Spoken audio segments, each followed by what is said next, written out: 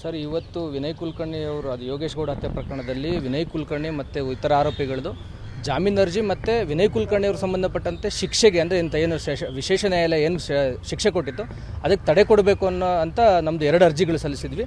ಆ 2 ಅರ್ಜಿಗಳನ್ನ ಮಾನ್ಯ ವಿಭಾಗೀಯ ಪೀಠ ಅಂದರೆ ಡಿವಿಷನ್ ಬೆಂಚ್ನ ಹೈಕೋರ್ಟ್ನ ಡಿವಿಷನ್ ಬೆಂಚ್ ಇವತ್ತು ಅಲೋ ಮಾಡಿ ಒಂದಷ್ಟು ಕಂಡೀಷನ್ಸ್ನ ಸಹ ಇಂಪೋಸ್ ಮಾಡಿದೆ.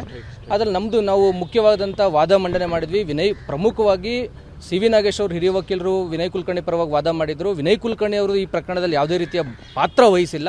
2016ರಲ್ಲಿ ಆಲ್ರೆಡಿ ಬೇರೆ ಅಂದರೆ ಲೋಕಲ್ ಪೊಲೀಸರು, ಧಾರವಾಡ ಪೊಲೀಸರು ಈ ಕೇಸ್ನ ತನಿಖೆ ಮಾಡಿ ಬೇರೆ ಆರೋಪಿಗಳ ವಿರುದ್ಧ ದೋಷಾರೋಪಣಾ ಪಟ್ಟಿನ ಸಲ್ಲಿಸಿದ್ರು ಅನ್ನೋದನ್ನ ಅಲ್ಲಿ ಅದಾದ ನಂತರ 4 ವರ್ಷಗಳ ನಂತರ CBIಗೆ ಈ ಪ್ರಕರಣ ಹಸ್ತಾಂತರ ಆಗಿತ್ತು. ಅಲ್ಲಿ ವಿನಯ್ ಕುಲಕರ್ಣಿ ಅವ್ರನ್ನ ಈ ಪ್ರಕರಣದಲ್ಲಿ ಸಿಲುಕಿಸಲಾಗಿತ್ತು. ವಿನಯ್ ಕುಲಕರ್ಣಿ ಅವ್ರಿಗೂ ಯೋಗೇಶ್ ಗೌಡ ಹತ್ಯೆ ಪ್ರಕರಣಕ್ಕೂ ಯಾವುದೇ ರೀತಿಯ ಎಳ್ಳಷ್ಟು ಸಹ ಪಾತ್ರ ಅವ್ರದ್ದು ಈ ಪ್ರಕರಣದಲ್ಲಿ ಇಲ್ಲ ಅನ್ನೋದು ಪ್ರಮುಖವಾಗಿ ಸಿ.ವಿ. ನಾಗೇಶ್ ಸರ್ ಅವರು ವಾದ ಮಂಡನೆ ಮಾಡಿದರು.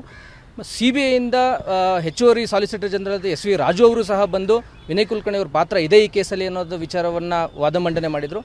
ಎಲ್ಲ ಅಂಶಗಳನ್ನ ಪರಿಗಣನೆ ಮಾಡಿ ಇವತ್ತು ಮಾನ್ಯ ಉಚ್ಚ ನ್ಯಾಯಾಲಯ ಮೇಲ್ನೋಟಕ್ಕೆ ಸಾಕ್ಷ್ಯಾಧಾರಗಳು ಕಂಡು ಬರ್ತಾ ಇಲ್ಲ ಅನ್ನೋ ಅಂಶಗಳನ್ನ ಪರಿಗಣನೆ ಮಾಡಿ ಇವತ್ತು ವಿನಯ್ ಕುಲಕರ್ಣಿ ಅವ್ರಿಗೆ ಶಿಕ್ಷೆಯನ್ನು ಅಮಾನತಿನಲ್ಲಿಟ್ಟು ಅವರಿಗೆ ಇವತ್ತು ಜಾಮೀನು ಮಂಜೂರು ಮಾಡಿದೆ. ಹಾಗೆ ಕೆಳಹಂತದ ನ್ಯಾಯಾಲಯ ವಿಶೇಷ ನ್ಯಾಯಾಲಯ ಏನು ತೀರ್ಪು ಕೊಟ್ಟಿತ್ತು, ಈ ಜೀವಾವಧಿ ಶಿಕ್ಷೆ ಕೊಟ್ಟಿತ್ತು, ಆ ಜೀವಾವಧಿ ಶಿಕ್ಷೆಗೆ ತಡೆ ನೀಡಿದೆ ಸರ್. ಇದು ಮಧ್ಯಂತರ ತಡೆ ಆಜ್ಞೆ ಅಂತೇಳಿ. ಹೌದು, ಇದು ಮಧ್ಯಂತರ ತಡೆ ಆಜ್ಞೆ ಕೊಟ್ಟಿದ್ದಾರೆ ಸರ್. ಮೇಲ್ಮನವಿ ಅಂದರೆ ಈ ಹೈಕೋರ್ಟ್ನಲ್ಲಿ ಮೇಲ್ಮನವಿ ಸಂಪೂರ್ಣವಾಗಿ ವಿಚಾರಣೆ ಮುಗಿಯುವವರೆಗೆ ಸಹ ಅಂದರೆ ಇಲ್ಲಿ ಮೇಲ್ಮನವಿ ಅಂದರೆ ಇತ್ಯರ್ಥ ಆದರೆ ಕೆಳಹಂತದ ನ್ಯಾಯಾಲಯ ಕೊಟ್ಟಿರುವಂತಹ ತೀರ್ಪು ಸರಿ ಇದೆಯೋ ಅಥವಾ ತಪ್ಪಿದೆಯೋ ಅನ್ನೋದನ್ನ ಮಾನ್ಯ ಉಚ್ಚ ನ್ಯಾಯಾಲಯ ಇಲ್ಲಿ ಮರುಪರಿಶೀಲನೆ ಮಾಡಬೇಕಾಗುತ್ತೆ. ಅಂದರೆ ಎವಿಡೆನ್ಸಲ್ಲಿ ರೆಕಾರ್ಡ್ ಮಾಡಿರೋದನ್ನ ಮತ್ತೆ ರೀಅಪ್ರಿಷಿಯೇಟ್ ಮಾಡಬೇಕಾಗುತ್ತೆ. ಅದನ್ನು ಮಾಡೋವರೆಗೂ ಸಹ ಟೈಮ್ ಹಿಡಿಯುತ್ತೆ. ಇಲ್ಲಿ ಹೈಕೋರ್ಟಲ್ಲಿ ಇದು ತುಂಬ ಹಳೆ ಅಪೀಲ್ಗಳು ಸಹ ಪೆಂಡಿಂಗ್ ಇರುವಂಥ ಸಂದರ್ಭಗಳು ಇದ್ದಾವೆ. ಅದೆಲ್ಲ ಮುಗಿಯೋವರೆಗೂ ಸಹ ಈ ಸದ್ಯಕ್ಕೆ ವಿಚಾರಣೆ ಕೈಗೊಳ್ಳೋಕ್ಕಾಗಲ್ಲ.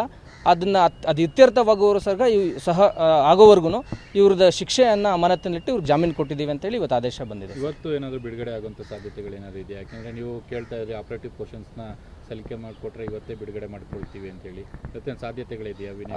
ನೋಡಬೇಕು ಸರ್, ನಮಗೆ ದೃಢೀಕೃತ ಪ್ರತಿ ಸಿಗಬೇಕಾಗುತ್ತೆ. ಮಾನ್ಯ ಉಚ್ಚ ನ್ಯಾಯಾಲಯ ದೃಢೀಕೃತ ಪ್ರತಿ ಸಿಕ್ಕ ನಂತರ ನಾವು ಅಲ್ಲಿ ವಿಶೇಷ ನ್ಯಾಯಾಲಯಕ್ಕೆ ನಾವೊಂದು ಅರ್ಜಿನ ಸಲ್ಲಿಸಿ ಈ ಪ್ರಕರಣವನ್ನು ಈ ಥರ ಹೈಕೋರ್ಟಲ್ಲಿ ಇವತ್ತು ಆದೇಶ ಆಗಿದೆ, ಅದಕ್ಕೆ ನೀವು ತಗೊಳ್ಳಿ ಅಂತ ನಾವು ಮನವಿ ಮಾಡಬೇಕಾಗುತ್ತೆ. ಅದು ಆದೇಶದ ದೃಢೀಕೃತ ಪ್ರತಿ ಸಿಕ್ಕ ನಂತರ ನಾವು ಅದನ್ನು ತೀರ್ಮಾನ ತಗೊತೀವಿ ಸರ್. ಇನ್ನೊಂದು ಇವರು CBI ಕಡೆಯಿಂದ ಅವರಿಗೆ ಈಗ ಹೈಕೋರ್ಟ್ ಈಗ ಏನು ತಡೆ ಕೊಟ್ಟಿದೆ ಅದರ ವಿರುದ್ಧವಾಗಿ ಅಥವಾ ಸುಪ್ರೀಂ ಕೋರ್ಟ್ ಹೋಗೋ ಅವಕಾಶ ಇದೆಯಾ? ಇಲ್ಲ. ಈ ಆದೇಶದ ವಿರುದ್ಧ ಅವರು ಮೇಲ್ಮನವಿ ಸಲ್ಲಿಸೋಕೆ ಅವ್ರಿಗೆ ಕಾನೂನಲ್ಲಿ ಅವಕಾಶ ಇದೆ, ಸಲ್ಲಿಸಬಹುದು ಅವರು.